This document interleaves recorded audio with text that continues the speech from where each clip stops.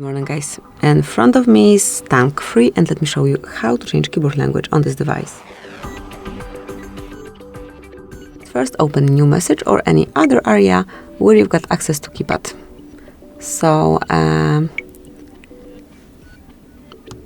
this is the panel that we desire to open, this one.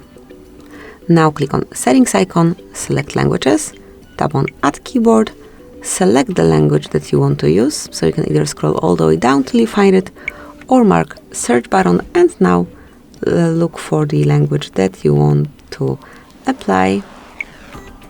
Tap on Done. Now you can remove unnecessary language or stay with both. Let me stay with both.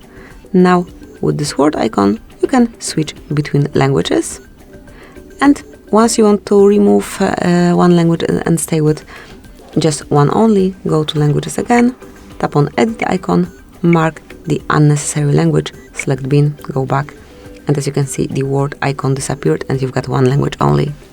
Thank you for watching, please subscribe our channel and leave the thumbs up.